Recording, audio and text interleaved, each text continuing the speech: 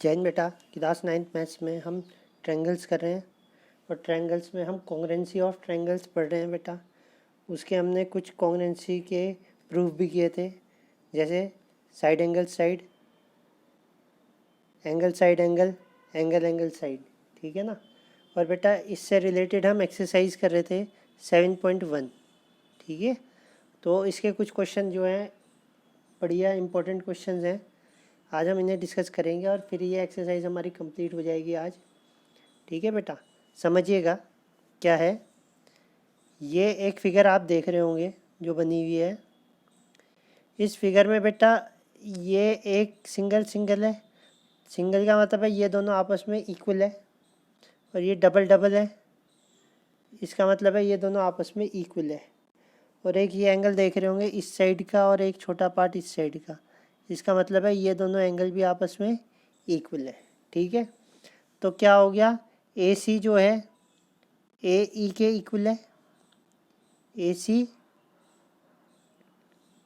ए ई के इक्वल है, A B A D के इक्वल है, ठीक है ना। और angle A B A D ये रहा, ये ई ए सी के इक्वल है, ये लो बेटा, ठीक है। हमें शो करना है बी सी जो है वो डी ई के इक्वल है इसके।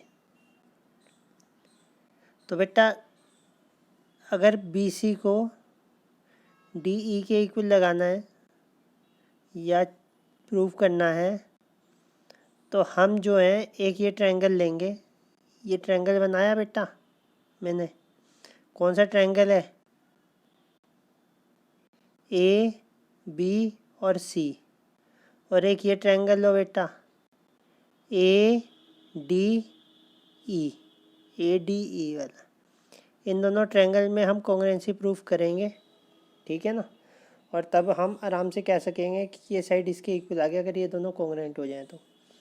उससे पहले ये देखिएगा बेटा, उससे पहले हम ज़रा एक चीज़ और देख लेते हैं। देखो बेटा, अगर मैं ये वाला ट्रायंगल लूँगा तो मेरा तो इतना ही एंगल दे रखा है, जबकि ये पूरा एंगल काउंट होगा। तो इतना एंगल बच गया कि नहीं हो गया। तो इस एंगल को ऐड कर दो इस पे, तो एंगल बी ए डी जो है, एंगल बी ए डी जो है बेटा, ये इक्वल दे रखा है ना ई ए सी के। बी ए डी ई ए सी के इक्वल है, तो बी ए डी में डी ए सी ऐड कर दो, डी ए सी क्या कर दो, ऐड कर दो। जब इस साइड ऐड करोगे तो उस साइड भी ऐड कर देना, समझ गए बेटा। तो बी ए डी एंगल हो गया और plus D A C angle हो गया। तो इन दोनों एंगल को मिला लेंगे तो फिर ये क्या आ जाएगा, पूरा एंगल काउंट हो जाएगा यहाँ तक का, ठीक है। तो ये क्या बन जाएगा बी ए, अब ये क्या बन जाएगा बी ए सी बन जाएगा, तो बी ए सी हो जाएगा। और इसी टाइप से एक तो ई ए डी था, ई ए सी था और सी ए डी था, दोनों को मिलाएंगे तो ई ए क्या बन जाएगा, डी बन जाएगा, या डी ए ई या ई ए डी ये बन जाएगा। तो ये दोनों इक्वल हो जाएंगे, क्यों, क्योंकि दोनों साइड इक्वल पार्ट ऐड किया, दोनों साइड हमने यही ऐड किया, इसलिए ये आपस में इक्वल ही रहेंगे, कोई फ़र्क नहीं पड़ेगा, ठीक है। अब हम जो है इन दो ट्रायंगल में आते हैं जो आपको बताया था बेटा, कौन सा, एक ये वाला ट्रायंगल और एक ये वाला ट्रायंगल, ठीक है ना। तो ट्रायंगल बी ए सी और ट्रायंगल बी ए सी और डी ए ई में, ठीक है। ए बी जो है ए डी के इक्वल है, ये हमें दे रखी है। एंगल बी ए सी जो है एंगल डी ए ई के इक्वल है, ये हमने प्रूव कर दिया, ठीक है कि नहीं है। और तीसरी साइड ए सी जो है वो ए ई के इक्वल है, ए सी जो है ए ई के इक्वल है, ये हमें दे रखा है। तो इन तीनों से साइड एंगल साइड से, ये जो ट्रायंगल है BAC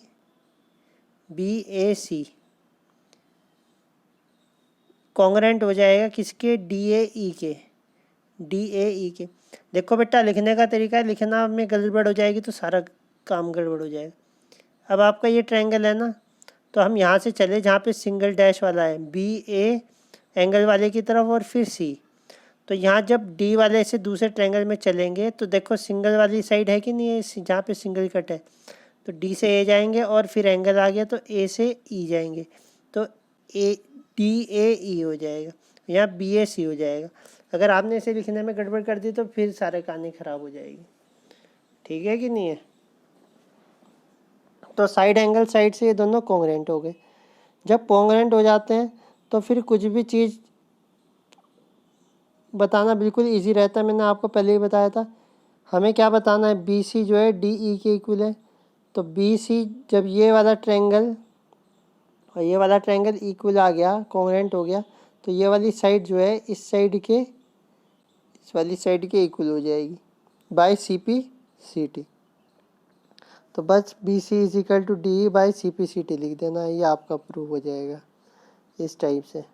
थोड़ा सा मुश्किल से कॉम्प्लिकेटेड है बेटा, क्योंकि अब क्लासरूम में बता रहे होते हैं तो बहुत क्लियर हो जाता, इसमें ज़्यादा हम बता नहीं पा रहे हैं, बस आप समझ लीजिएगा इसी टाइप से। एक और क्वेश्चन बता देते हैं, ये भी इसी फॉर्मेट में ही है, ठीक है ना। क्या कह रहा है वो समझिएगा। P जो है मिड पॉइंट है AB का, ये लो मिड पॉइंट हो गया। मिड पॉइंट का मतलब ये साइड और ये इतनी पार्ट इक्वल है, ठीक है ना। AP और PB क्या है, इक्वल है। D और E पॉइंट है, एंगल BAD ये वाला एंगल और ABE ये वाला एंगल क्या हो गए, इक्वल हो गए, ये दोनों एंगल इक्वल हो गए। और दूसरा EPB ये वाला एंगल हो गया, ADPP जो है ये वाला एंगल हो गया, ये वाला एंगल इक्वल हो गया, ठीक है। आपको ये दोनों ट्रायंगल जो हैं कॉन्ग्रेंट बताने हैं, आपको ये दोनों ट्रायंगल कॉन्ग्रेंट बताने हैं। एक तो ये वाला ट्रायंगल और एक ये वाला ट्रायंगल, इन दोनों को कॉन्ग्रेंट बताना है। देखो बेटा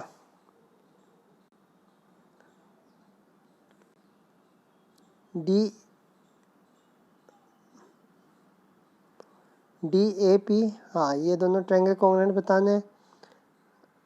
अब जब हम यहाँ से, देखो ध्यान से बेटा,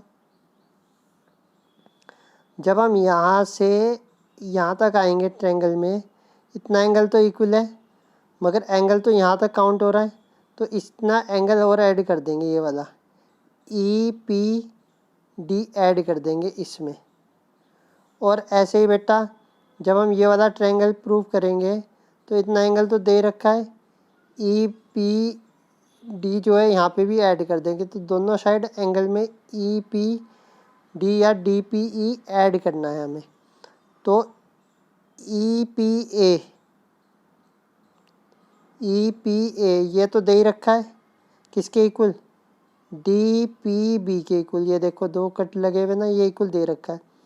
इतना एंगल की और ज़रूरत है, तो दोनों साइड EPD ऐड कर दो या DPE ऐड कर दो। तो दोनों साइड जब DP ऐड करोगे तो अब ये एंगल जो है कैसे बन जाएगा, अब ये एंगल बन जाएगा DPA और इधर को बन जाएगा EPB के इक्वल हो जाएगा, इस टाइप से बन जाएगा। अब ट्रायंगल DPB और EPB में ही आ जाओ। अब ये पूरे ट्रायंगल ले लो बेटा,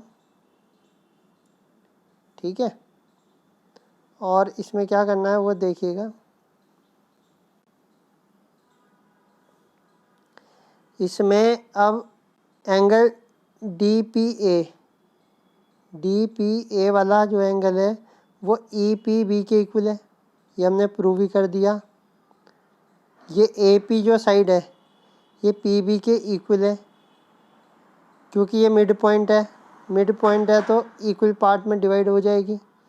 और ये वाला एंगल जो है DAP,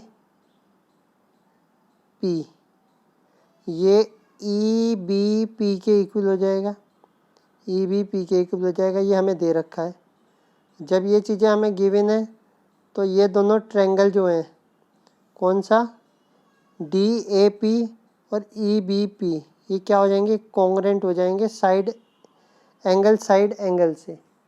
क्योंकि पहले ये एंगल प्रूव किया, फिर ये साइड प्रूव की और फिर ये वाला एंगल प्रूव किया। तो एंगल साइड एंगल से ये दोनों ट्रायंगल क्या हो जाएंगे, कॉन्ग्रुएंट हो जाएंगे। इस टाइप से कर लीजिएगा।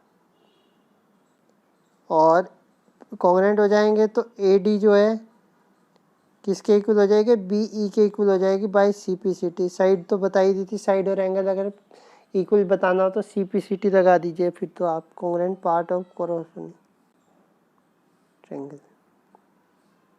एक ये देख लीजिएगा, ये तो आसानी है। ये जो है 90 डिग्री के बन रहे हैं बेटा लाइन में, और ये एक लाइन कट कर रही है, और ये बताना है कि OB और OA जो है वो बाइसेक्ट हो रही है किससे, CD से, यानी CD जो है बाइसेक्ट कर रही है AB को। ठीक है ना। अब ये दो ट्रायंगल आपको दिख रहे होंगे, इसमें ही दे रखा है A जो है 90 है और B भी 90 है, तो ये दोनों 90 हो गए।